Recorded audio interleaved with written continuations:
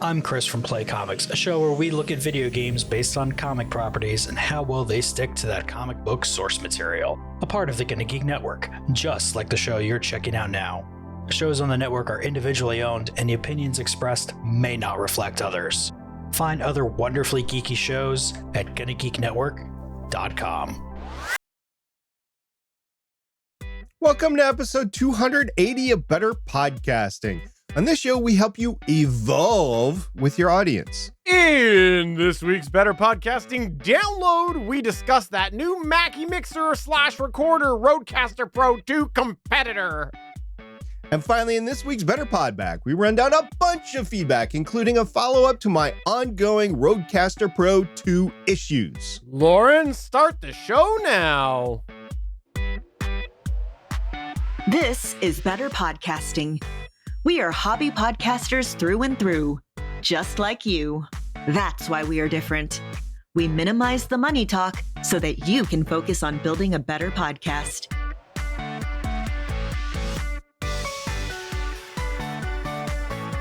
Welcome to the penultimate episode of Season 3 of Better Podcasting. I am Steven, and I'm pleased to say that SP is here.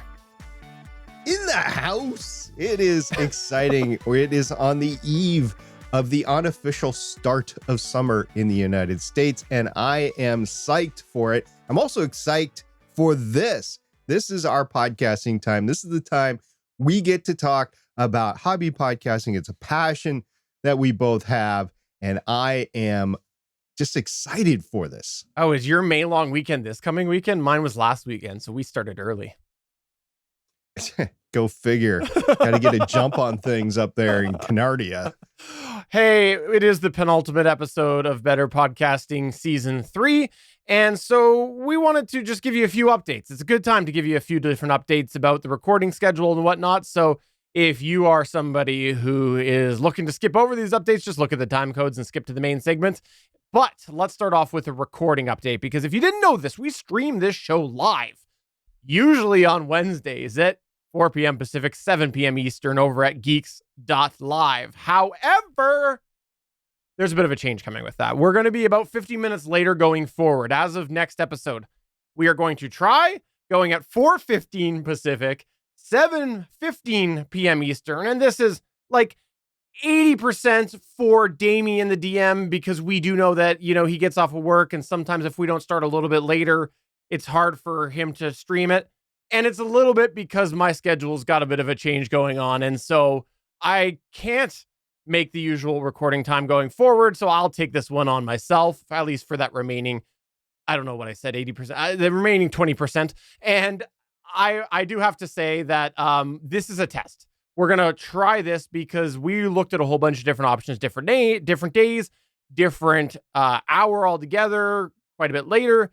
And at the moment, we're just going to try this. We think we can make it work 15 minutes later, but it could evolve again for the rest of the summer. So for now, we're going to try 4:15 Pacific, 7:15 p.m. Eastern at Geeks.Live. That will be the new Wednesday streaming time.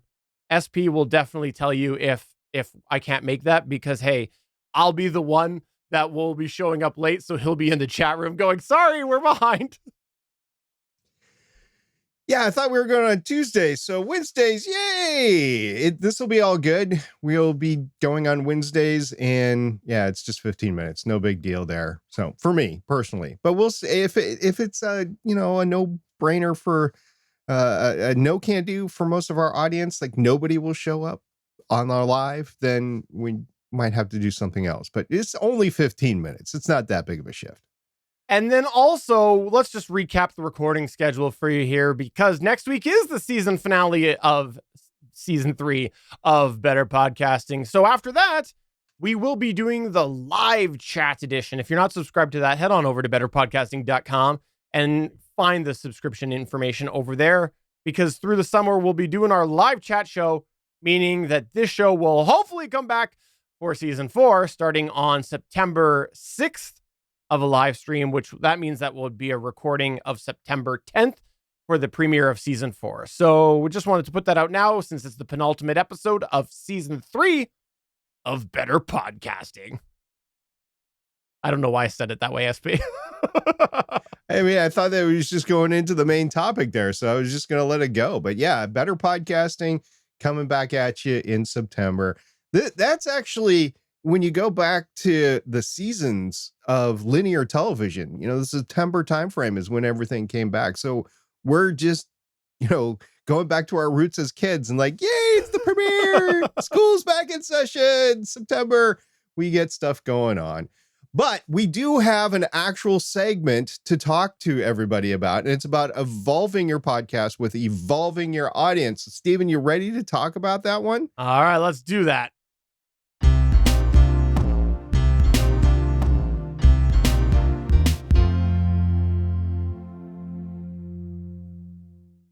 This season of Better Podcasting, we've talked a lot about how various aspects to your podcast have to do with reaching your audience. Many of these concepts we've covered so far have centered around connecting with an audience that you have not reached before. But what about the audience that you have already? What happens if you have to reconnect with them? One of the reasons you may have to do this is if your podcast evolves and you want to bring your audience along for that, right? I mean, you already have them, might as well keep them. Since your audience has come to connect with you under one podcast premise, you may have to make an active effort to keep connecting with them as you evolve your podcast. And today we're going to talk about that, evolving your podcast with your audience. So let's go ahead and start out by talking about some of the reasons that may come up with your podcast that you might need to pay special attention to your audience to maintain that connection as you go through an evolution with your podcast. Let's start off talking about major show shifts, because this is something that often comes up with podcasts, and it can be things like co-host changes or changing formats, maybe even changing the core content like rebranding, or maybe it's even to do with like releasing your schedule or how much you release, like an episode length change. It could be something like the feel or the tone change of your podcast. It could be a whole shift from being an audio-centric podcast over to being a video-centric podcast. Maybe you want to go and change the language altogether. That could very well happen depending on your audience and whether or not you're bilingual. Maybe this is going to be something to do with changing from a lifestyle podcast to more produced, or maybe it's going to be something like a topic research focused episode over to something that's more interview based, so it's more freeform. It could be something like changing from a hobby podcast over to something that's paywalled, or it could be something like, what everybody's talking about right now. And I'm pretty sure SP is actually set for myself, which is changing from an actual human hosted podcast over to an AI based podcast. I know he's waiting to replace me. Who says I haven't already? Fair enough.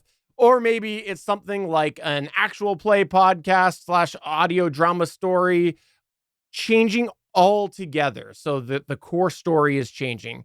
These are all different things that might come up. And these are all things that have in common the idea that your audience is going to have come to expect one thing with your podcast, and now you're going to change it to be another way. And this might be breaking those expectations that your audience have for the podcast, and that could be a little bit jarring. Suddenly your audience can start to feel alienated. Not only that, but you might be in a situation where you're no longer meeting the needs that listener has for your show. They might be coming there for something specific, and now you're no longer offering that specific thing to them. And if this is left unaddressed, this can actually lead to a longtime listener feeling like they don't even know the show they subscribe to. I've actually had a couple of shows that have changed so much. I'm like, whoa, this is not what I signed up for, and it's not something that I enjoy. So unsubscribe.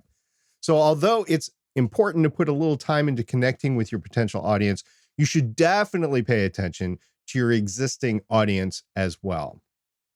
We think it's always important to show appreciation for your audience. They're taking time out of their day to listen to you, and you should appreciate their time. We always do on all of my podcasts. But also, this can help set the stage if you ever need to go through a change that might negatively affect your audience. If somebody knows that they are appreciated, they might be a bit more forgiving down the road. Just as an example, you go to a specific store all the time. They usually give you exceptional service every time you go, and they make you feel really warm and fuzzy when you go in. However, one time you go in and the experience is bad. They're short-staffed, maybe a little curt too. It's not the experience you've come to know and expect from the store. Now, since you know the experience is different for the long haul, you may be a little bit more forgiving as opposed to going to a competing store that is always mediocre, but you don't have that terrible one-time experience with. Hopefully, a similar moment of grace will be given by your audience if you undergo changes and you have given them a history of feeling appreciated. How do you do this? How do you make your audience feel appreciated? Well, you can involve them in your show where possible. Some shows don't always lend to shout outs in episode, but you can do it outside the show in methods like social media, show notes, emails, and you can give credit to their suggestions if possible. It shows you listen to the feedback you're receiving and makes them feel heard. That's very important in customer service. Encourage them to connect with you in social media, email, etc. That is always great to go that back and forth. We've had that episode a few episodes ago. But if you're going to go through a change, show appreciation for your support up to that point. For example, addressing the impact you may think it is on the audience and acknowledge a possible parting of ways. We did this when we ended Better Podcasting Season 1 and we went into hiatus. We knew that some of our audience would not be returning. So we showed appreciation to that audience at that time. Hopefully everybody came back, but if case they didn't, at least we showed appreciation up to that point. Let's get into some specifics though. We won't go through all of our above mentioned potential reasons you may need to evolve your podcast, but we'll go through some of the ones we have experience with that we think can be common. Give your audience a heads up where possible. If your audience feels included in the change, it can help them know how much you appreciate them. This could be any of the examples we gave or others. If you decide to make a change with your podcast, the odds are you don't need to give yourself a warning. So this announcement is purely for your audience's benefit. I don't know. I like to give myself warnings all the time before I sit down and podcast with you. And it's not, that's not a slam against you. It's just that I'm never prepared for your amazing looks and your handsomeness there, SP. I have to give myself a warning. This is gonna, knock my ego down a little bit. No, I tried my best today because my hair is all frazzled and everything. So you didn't have to worry about that too much today. Okay, so let's get back on topic here. The reality is that giving your audience a warning may not always be possible, especially as hobby podcasters. A lot of things randomly come up because it's our hobby that we're doing. Sometimes episodes may need to be canceled, or co-hosts may drop without any notice, or maybe suddenly you do have to actually go on hiatus for an unexpected reason. In these situations, try to at least give some form of explanation to your audience within the comfort of whatever you are discussing. And that last part we think is really important. So we want to really expand on that, which is that you need to make sure you are explaining only within your comfort. You don't owe your audience a transparent look inside of your life. And sometimes things get canceled or changed with your podcast for very personal reasons. The reality is that you don't owe your audience a specific explanation about that, and make sure you appreciate that for yourself, because once it's out there, it's out there. But if you are able to give something vague, that can be beneficial. At least something vague lets the audience know that you're at least thinking about them. So you might not be willing to share the specifics, but at least acknowledging something vague tells everybody that you know that they're recognizing that this change has happened. We've all seen podcast pod fade before with no notice. And as listeners who listen to these pod faded podcasts, suddenly we're left wondering what happened. We even begin to sometimes resent investing time into listening to that podcast when things have just been dropped with no notice or any acknowledgement whatsoever. So if you're able to at least acknowledge this change, this can at least curb some of those negative feelings, at least hopefully. If you do have to end your show, sticking the landing will help your audience feel the time that they invested in the show was time well spent, because you're at least acknowledging that the show is ending and you're not leaving them high and dry and saying, hey, we don't really care about you, because that's what most people are probably going to take away if you just suddenly drop it without any notice. And if it's not appropriate to give any reason at all, which can happen, at least address the elephant in the room and just comment on the change itself. You know that they know that they know that you know, or, something like that. Peace. It can also be beneficial to acknowledge any impact the audience will feel. For example, say you have a co-host leave that regularly gets direct feedback about the show. You can extrapolate that this co-host is connecting with some listeners just by the feedback. You could acknowledge that some listeners will miss that person. Or let's say you do a live show, but you are going to a more recorded type of produced format. If people are regularly showing up to watch you live stream, you can anticipate the experience will change for these listeners or viewers. Or if you're going to totally switch subject matter, you can guess some listeners will have issues adapting to the change because they might not care about the subject matter that you're going to cover. It tells the audience you're in touch with them and not ignoring their feelings if you connect with their feelings about the change. But another way to bring the audience along for the evolution, encourage them to tell you about their thoughts on the change. Yes, you probably already are encouraging feedback on some level, but there's a big difference between general feedback on your show and feedback dedicated to a possible change with your show. We think that encouraging feedback specifically about the change can help the audience feel more involved with the change of the show, and don't get stagnant with your audience engagement. In our experience, sometimes it can be easy to fall into the pattern of things that you are comfortable with, and that includes how you connect with your audience. So when you have a situation like making changes with your podcast, it's a good opportunity to look at the method of engagement and decide if changes can be made. Is there a new way to interact? For example, in the early days of Better Podcasting, there was a lot of email. Now we connect with our audience specifically on our Discord server and through social media. So you may try to ask for your audience thoughts about this outside of your podcast. And in some of these places, that's where you get the most engagement at the time that you're making the change. Another thing that you might consider, though, is doing a possible preview or like a tease of the upcoming changes. This can not only be a great way to promote your show, it can also be a way to provide a preview, teaser, trailer that engages your audience and maybe lets them in on the sort of inside ball of the change that's coming. If you're going to be debuting a new segment, maybe you can go ahead and debut it somehow as a tease or a preview to see how the audience responds.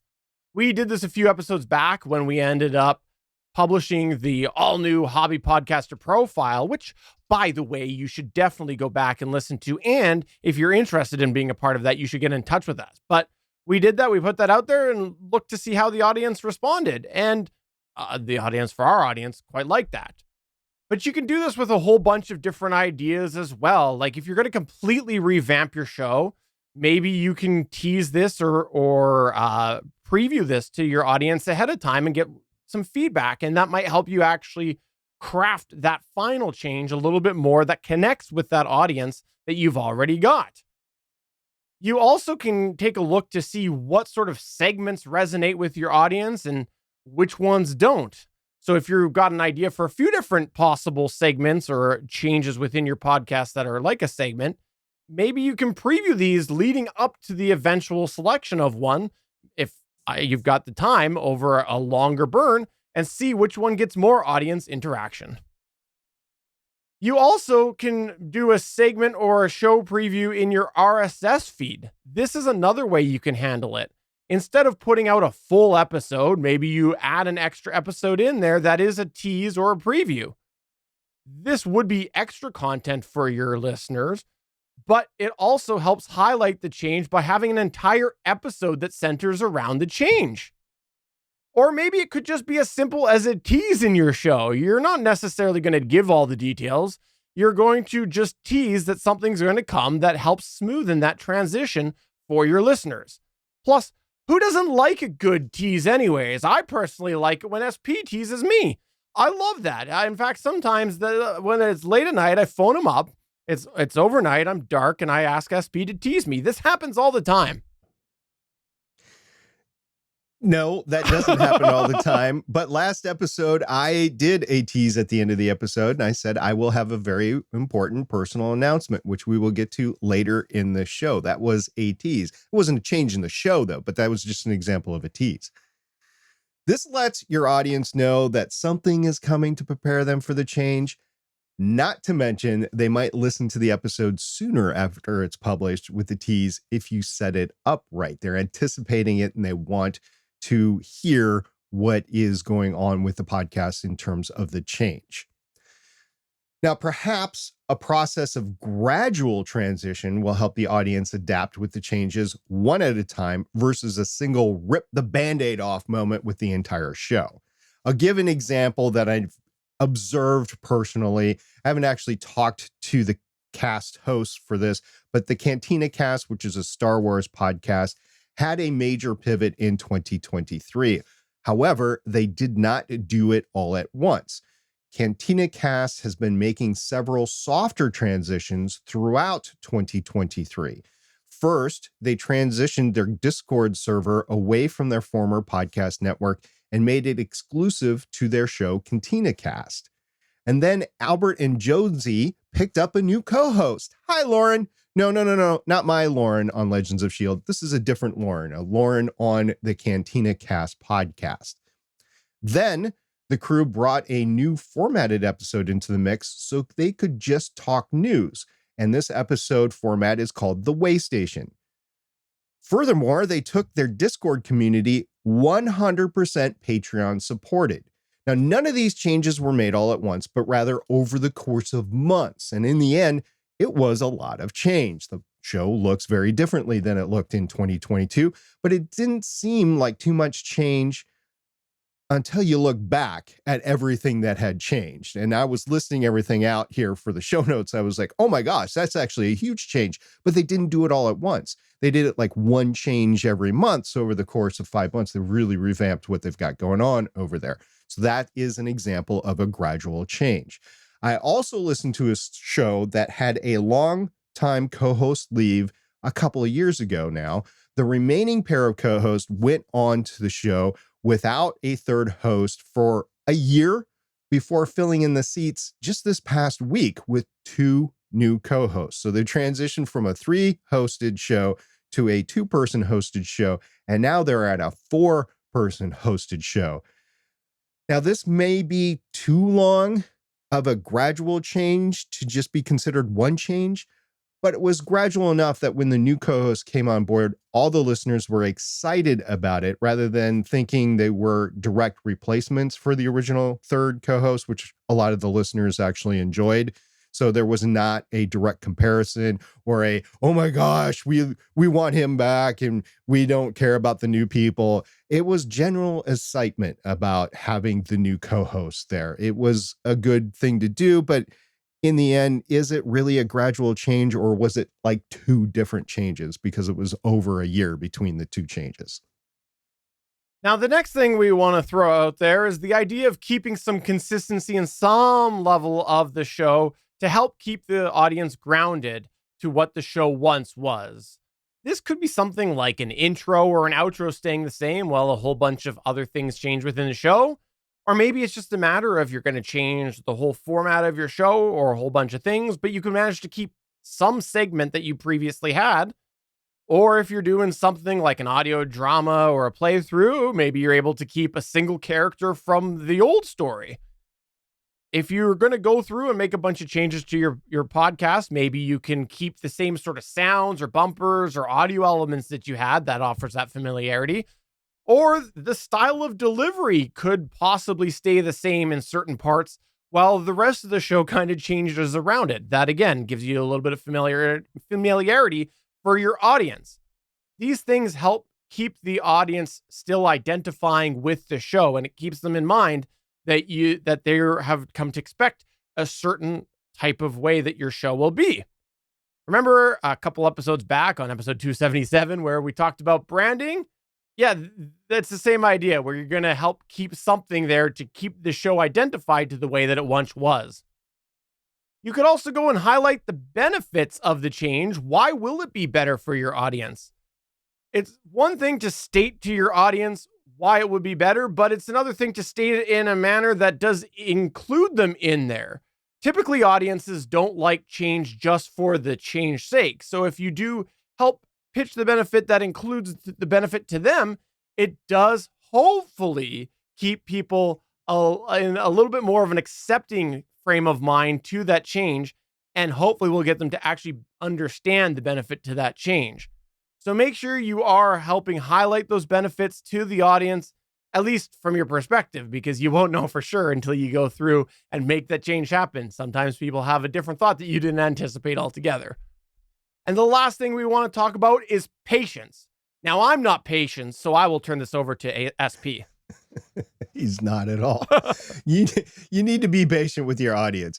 It's important to recognize that not all of them are going to accept the change, but some will need time to adjust and adapt to show modifications.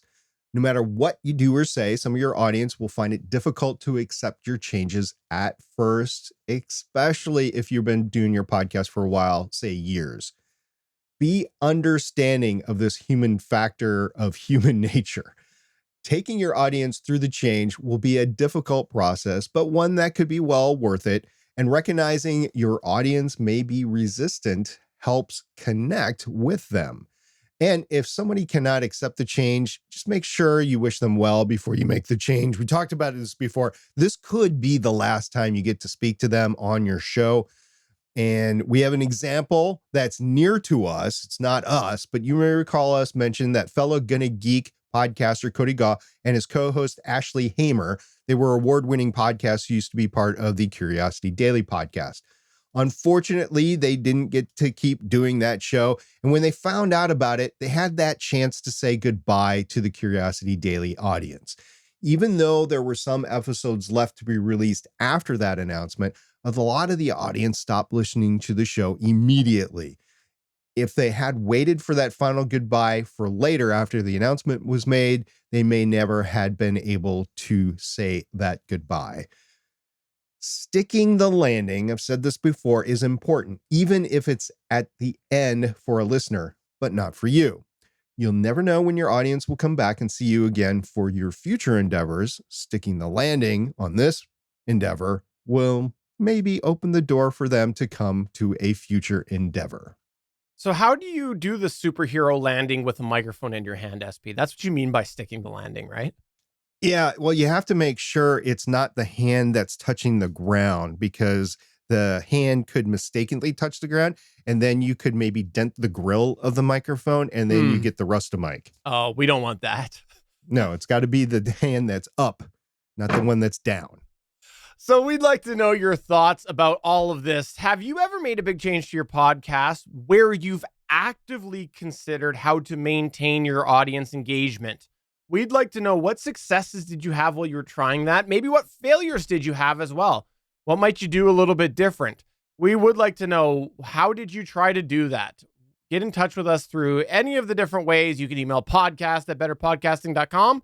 You can find all of our contact information on betterpodcasting.com/contact, or you can go ahead and tease SP because he's teased you all episode. Oh, by the way, while you're thinking about all this feedback, why don't you go ahead and tell us what your thoughts are about what next week's topic is going to be? That's the season finale, where this has been 2 seasons in the making, because we are going to do an episode all about returning from a break or a hiatus. This is the Better Podcasting Download. This past week, we had something really exciting happening in the podcast space. We have another mixer recorder to add to the mix. Mackie DLZ Creator Adaptive Digital Mixer for podcasting and streaming was released, and this is using the Onyx 80 microphone preamps. It's got a 10-inch screen on it, so it's on the bigger side. It does have the Mackie build quality with it. I haven't actually used it yet or seen it, and I don't know about its longevity, but It's a little light on the DSP. It does have some processing on board, like a noise gate, and the preamps are pretty good with the Onyx 80 microphone preamps. It does have this thing called auto mix, which de-emphasizes people that are not talking and emphasizing the main person that is talking.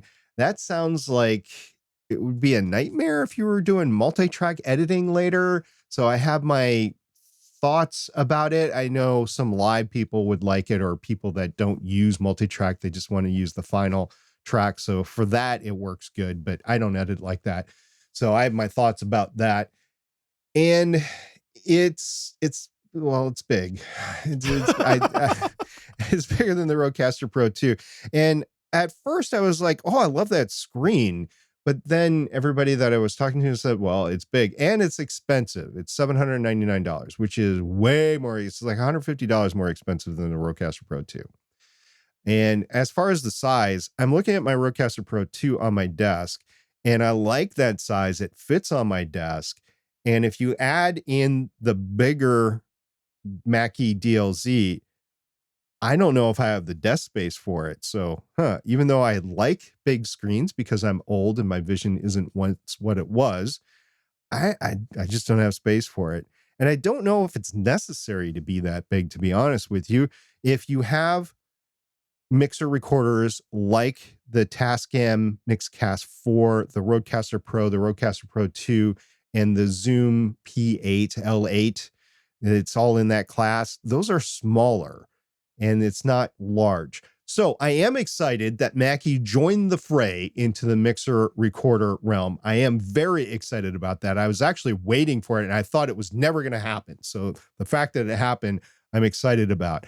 I'm just not excited about it for hobby podcasters because I think it's out of the realm of most budgets. I think the Rodecaster Pro 2 is out of the realm for most budget. So for hobby podcasters anyway. So yes, excited, but capabilities and price are leaning me towards maybe most people might not want to do it. Now, we'll talk about it later, but the issues that I've had with the Rodecaster Pro 2, just that alone might make me think, well, maybe I will spend the extra $150 to get something that's better, ? Because I don't know about its longevity or its issues that it may or may not have with firmware. But we'll see. It hasn't been out in the field yet. You have a couple of lucky reviewers that have gotten free. I want to emphasize this. They've gotten free devices from Mackie. So take that for what it's worth. When you view their reviews, they have gotten free devices from Mackie and they have reviewed it. So your mileage may vary. And I'll call a spade here, which is that we saw a huge bias with the original Rodecaster Pro 1. At least that's our opinion of it. We saw a lot of YouTubers get free gear, and many of them were not calling out the things that people who actually bought it was. And I get it was a really exciting product at the time, but I think it really highlighted that's how that whole free aspect can actually buy some grace that people don't necessarily need. And I will say that I think that the critiques that were out for that were validated by the fact that Rode did eventually put firmwares to address a lot of those things. So I think that with this year, you're right. Your mileage may vary. Pay attention to that, and it can have a bit of a slant for this. Now, with all of that said, I struggle to see where this fits in. I think it fits in maybe primarily to the people who want that tried and true name, or however that saying is. I think people want that Mackie name. They've come to know it, and they think that they can maybe they've got a little bit of goodwill from having that with a bunch of people, perhaps musicians who are very familiar with the Mackie name, and so maybe they'd be more likely to pick this up for that reason alone. It does seem like it's lacking some features. I do wonder, have they done anything software-based like this before? I don't know a lot about the Mackie line of different things, and I'm curious, is this a new area for them? Because if it is a new area for them, I'd be curious about what their firmware update process would be long-term. We saw that before with some other mixers before, where firmware updates have been not so fast. And if this is somebody's first foray into software, then yeah, that might be more likely leaning that way. But I guess we'll see. I'm not sure. It's definitely not for me with the size of that screen. I'm not interested on that alone. It's too much desk space. As well, I just want to have more features. That's what I personally would see.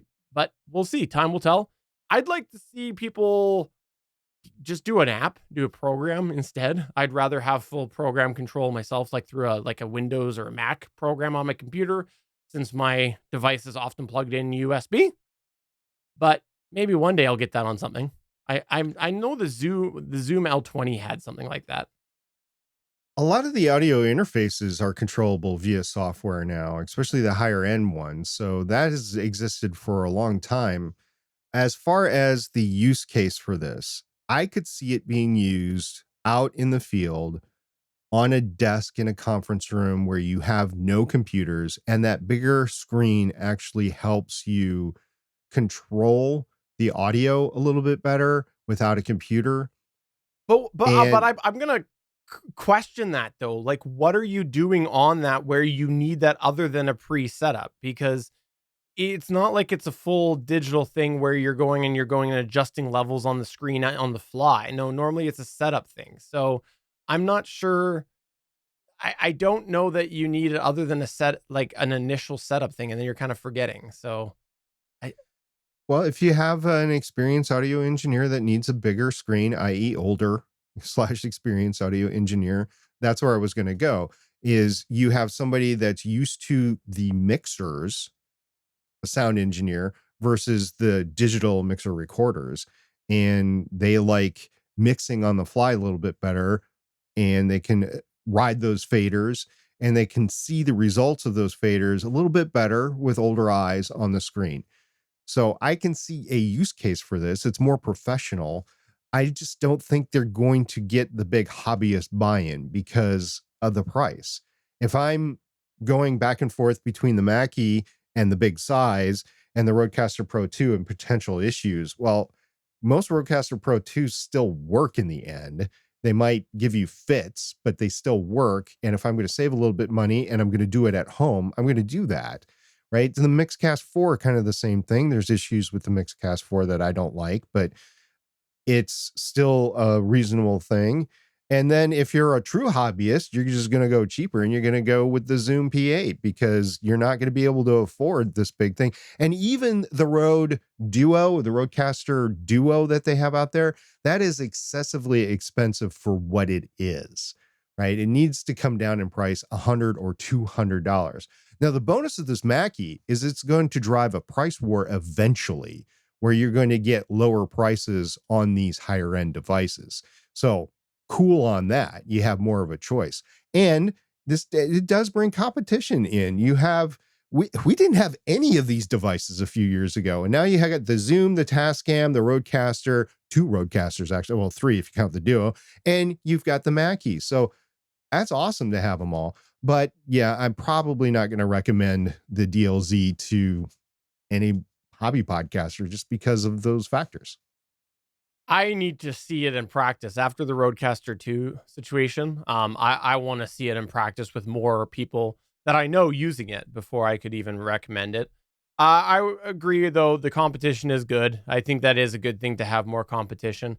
With that said, I will put a little pause on that because we saw that with things like the Tascam where they just didn't come up to the level of the Rodecaster Pro, so it didn't really gnaw that much at Rode's ankles. Like, yeah, you got a little bit, but the consensus was that the Rodecaster Pro was just in general better for most people. And so same thing with the P8, you ended up having people comment about the lower I think it was Bit a bit rate and things like that. And so we'll see if this doesn't have enough features, and people will look at the Rodecaster Pro 2 and they go, look at all this DSP that's in here, and the Mackie has nothing. I don't know if it will really put that much pressure on Rode, but we'll see. I still think any competition in the space is good. So let me make that clear. I think it is good. So we'll see how this goes long term. I don't think either of us are planning on buying this, and I don't think either of us have been contacted by Mackie to get a free one. It's just not going to happen for us. So we'll have to keep our ears to the ground to see how this moves in the space. And I hope it doesn't get canceled because I would really like another mixer around, but we'll see. We'd love to know what your thoughts are. Get in touch with us through any of the ways. You can come on over to our Discord at betterpodcasting.com/Discord. We'd love to have you over there. And we would like to know as well, what is some of the fun podcast related industry topics that you're enjoying? Let us know. Chat with us over there because that might make a future download. This is where we here at Better Podcasting turn the show over to you as we run through some of your feedback. We call this segment Better Podback. SP Hindenburg follow-up has happened by Damien. I don't know why I said it that way. Yeah, thank you very much, Damien.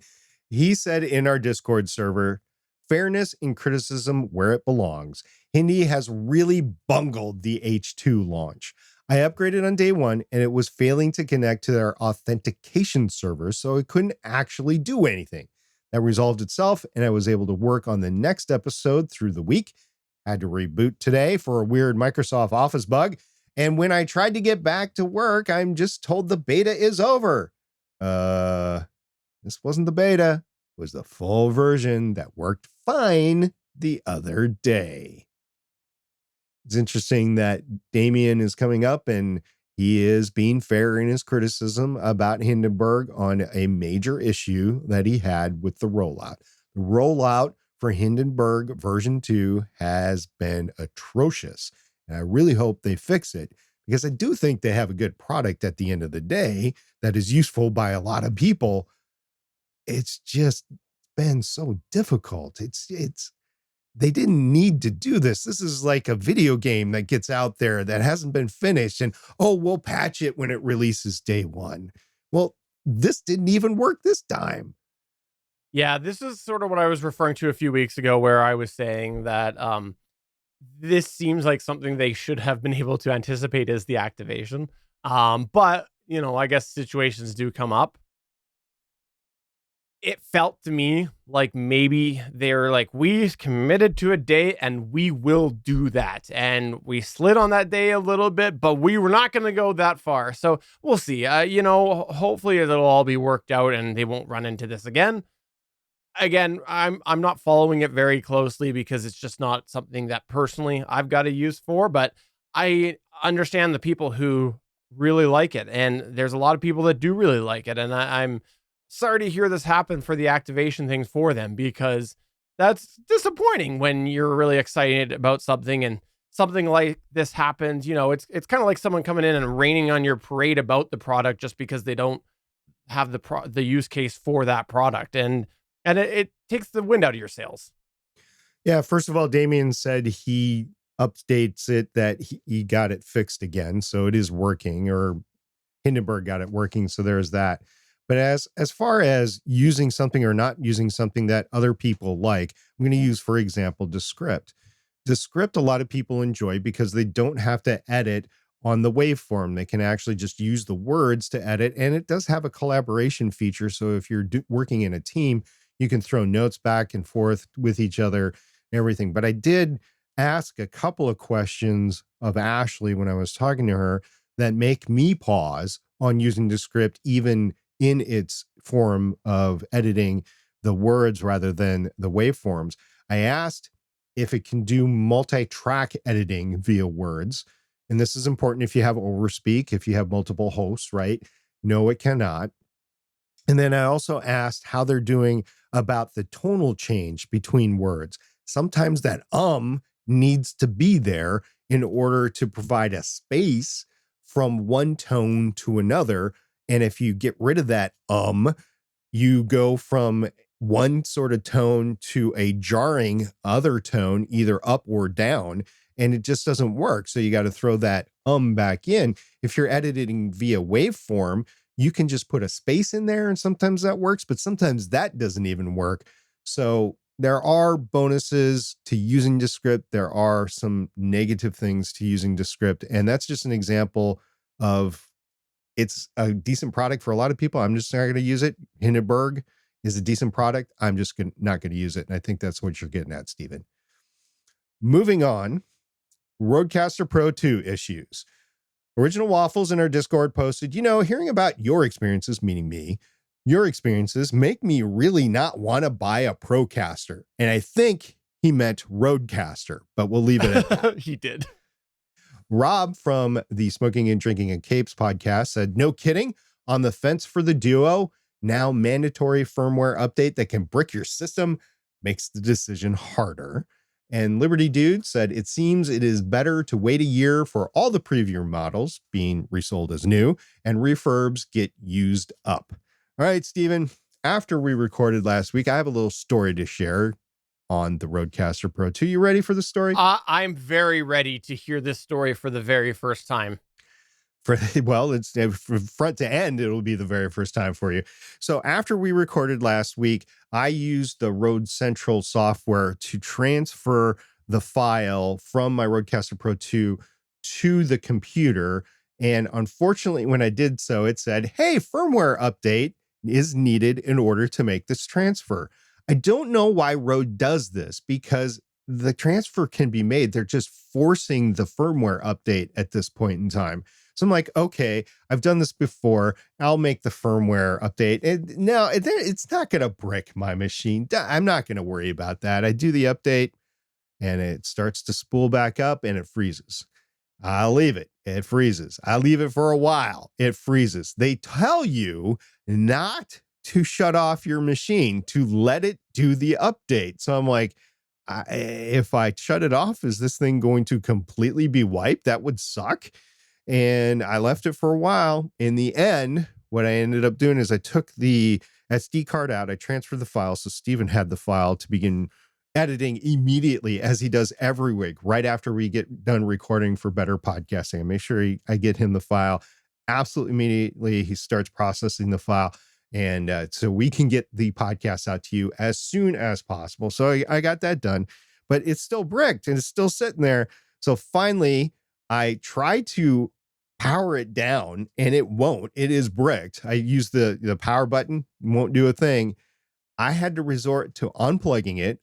I waited 15 seconds and I plugged it back in, and thank goodness it finally came back. But I was so mad about that whole thing that I just kind of shut down from podcasting for the rest of the night. I was like, nope, not going to do anything. It hasn't bricked since, but this is the second time on a firmware update that it has bricked that way for me. And they tell me going into the service and their blogs and stuff, they tell people not to hard reset when it's coming back from a firmware update. I've been lucky the last 2 times. I know at least 1, possibly 2 people that it has not come back from being bricked. So I know this is a thing. So I'm always on edge when I do a mandatory firmware update when I'm trying to transfer instead of a self-initiated one. It's very aggravating to have a device, the capability and the cost of a Rodecaster Pro 2 on my desk being used in my workflow and being afraid of it being bricked by any firmware update. Yeah, this is the sort of thing that I was referring to earlier when I was saying I'd like to see the Mackie actual, I guess, use case or use by different people, because I don't think anybody would have anticipated the sort of experience that you've had with the Rodecaster Pro 2 based off the Rodecaster Pro 1. The Rodecaster Pro 1, yes, it had crappy preamps. Yes, it was lacking features on launch. Yes, there are other things that were desired about it, but overall it was a fairly stable experience. And then the RCP2 comes out and you have a whole different experience. Nobody would have anticipated that. And I think that's the same thing. You got to give pause to the Mackie. The Mackie is all, a good history of things, but until you actually see it in people's hands, you don't know what sort of things like this are going to come up. And I have to say, the fact that you've had so many issues with the Rodecaster Pro 2, which the Rodecaster Pro 1 was the leader. It was at the top of the hill during, the different competition at the time. It really just gives me pause. And I hate seeing it because I know you really like the device when it works. I know that you spent a lot of money on it. I know that it was a big purchase for you. And I hate seeing you suffer like this, SP. I hate seeing myself suffer. I do enjoy the fact that I got rid of the big audio rack, that I do have the big monitor, and I have the 3 big monitors in front of me. I do enjoy the setup now that I have this. At this point, because the Mackie came out, and don't think I'm going to get that for the size. Mixcast, hopefully Tascam comes out with a second one. I don't know. We'll see. That might be a possibility, but at this point, I'm waiting for the Rodecaster Pro 3. And even if I do, I'm like, I'm not going to have the same issues with the Rodecaster Pro 2. And it's going to be years before a 3 comes out. At least 3 years, maybe 4 years before we see a Rodecaster Pro 3. So that's why I'm excited about these other companies coming out with this sort of stuff. If Focusrite comes out with one, that'll be interesting. You know, if Apollo comes out with something that's a little lower priced than their usual stuff, that'll be interesting. So I'm looking forward to that, but I'm not looking forward to the streaming stuff. I want to be able to record like we do with podcasting and multi-track. I don't need the stream. I know a lot of people do. That's a whole other business category for all these people. The streamers out there, Yeah. the gamers. We are technically streaming right now, but I'm still recording a podcast and I still want that multi-track recording. Streaming is often either not recording or not multi-track. So I want these multi-track mixer recorders. There's not a perfect one out there right now. You know, but you might find, though, as some more reviews come out, maybe the Mackie will be worth making a little room on your desk for it. You know, if you keep having these issues, or maybe the Rodecaster Pro 2 will do a big firmware update and it'll just solve a lot of these issues that you're having. Maybe, like, there's so much software involved. I'm going to keep my fingers crossed for you, SP. Looking forward to that. I mean, it is a lot of software. I mean, it is a Linux-based machine, right? So I don't know. We'll see.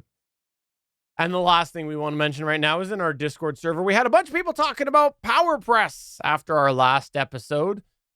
PowerPress, the conversation came up about that because we've talked a little bit about them lately, but then last episode, I made a comment about some of the updates that have been happening and having a little bit of caution about about the future of PowerPress. And what I was getting at with that is the idea that the email thing that was mentioned last week, I think that was, who was that by? Is that by Jeremy? I think it was by Jeremy. And then also I've had multiple PowerPress updates where it's just broken my feed and I've had to go and do a couple of things in order to get it back working again, usually a rollback. Had that happen a couple of times. But beside that, putting that aside, the whole conversation came up about, well, why don't you use something else? Essentially was the gist of it.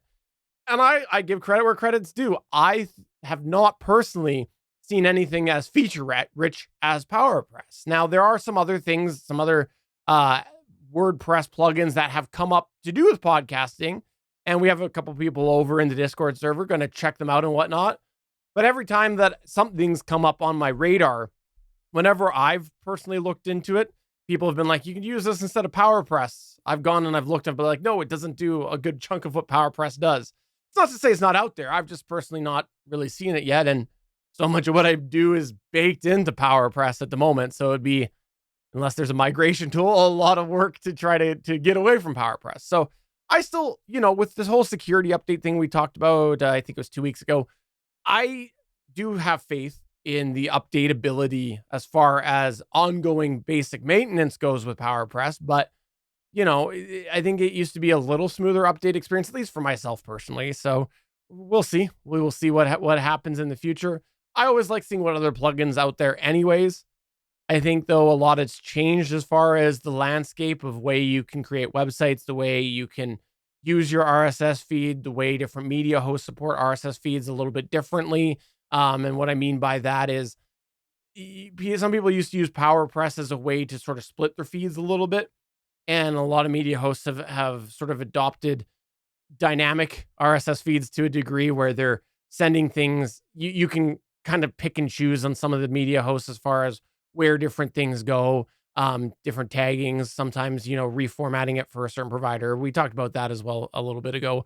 So I think that PowerPress, unless you are using it to manage website content, I think as far as RSS feed generation goes, I think there's a lot of change now in the landscape compared to even just 5 years ago. So I'm glad it's still around and still being supported.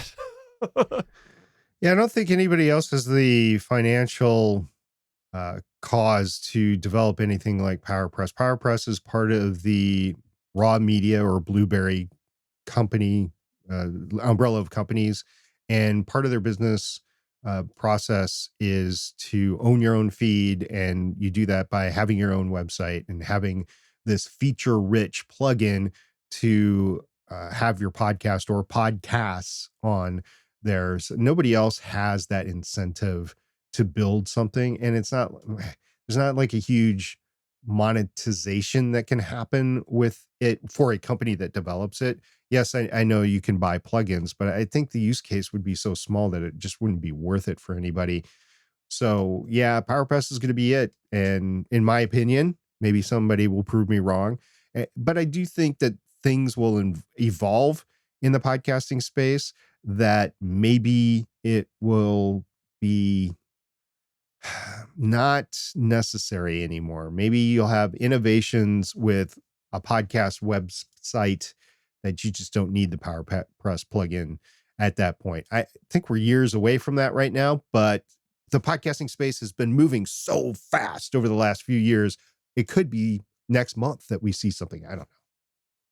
So if you have any experience with podcast plugins and it's not PowerPress, let us know. What plugins are you using for WordPress? Get in touch with us through any of the ways, or come to our Discord at betterpodcasting.com/Discord. And before we go, I will give a shout out to our live chat, because we do record this live on Wednesdays at 4:15 p.m. Pacific time at www.Geeks.Live. We had Johnny Pennington, who has absolutely nailed it here. He has nailed what the solution is for you.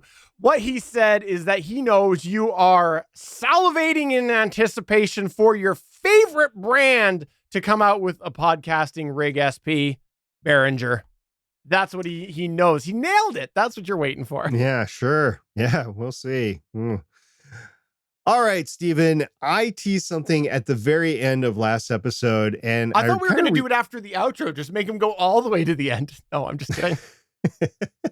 And I mentioned it earlier that I had a major announcement to make, and it does affect podcasting, but not in the way that everybody is thinking. We have been talking about taking December off just for family reasons and just to enjoy the season and everything. As hobby podcasters, I think we're at that point where the downloads are down in December. And while it's fun, we need to spend time with our families. Well, one thing in particular is happening to me this year outside of that might give me a couple more weeks that I'll need to take off. And that is, my daughter is pregnant, and she is due Thanksgiving week. The 26th of November is her actual due date. Who knows when the baby will be born, but late November. So that will be an additional reason why I will be taking some additional time off. I'm the grandparent. So you're like, okay, SP, I mean, you don't have the kid yourself. It's not like you're staying up all night with the kid or anything. Well, they live literally 3 doors down. So we're going to be involved in the child and helping the parents out and stuff like that. So not having to do podcasting as much later on this year is definitely going to help with all of that. So it does affect podcasting, but it's also a personal thing. I am going to be a grandfather, and Grandpa SP, whatever I've seen a lot of funny things out there for people that I've told, but yeah, that's the major announcement. I'm going to be a grandfather later on this year. Well, congratulations officially on this podcast, because I've said it outside, but congratulations officially on this podcast to you. I will say it, and I'm going to include our audience. Congratulations on behalf of our audience, who I know is thinking the same thing. And also, we do look forward to when the beard returns, because my understanding is that as soon as you're a grandfather, beard's instantly long, instantly white, instantly you got the whole grandpa vibes going on. That's my understanding of how it works with genetics. We have been on camera for years. I think everybody's seen my beard go from black to gray already. So this is pre-grandkids here. And also, we have done a gender reveal. I am not going to reveal the gender here because they are waiting to do an official announcement. But I can say in the future what gender it is because there has been a reveal. They're not waiting for when the kid's born. So there you go. There's the big announcement, Grandpa SP. So when does Grandpa give baby's first microphone? Because that's the other question I know is on everybody's mind. As soon as the kid starts to say its first words, then we'll be recording. Well, congrats, Gramps. Is that what we're going to call you now? I'm Steven. I'm here with Gramps. Is that what we're going to say?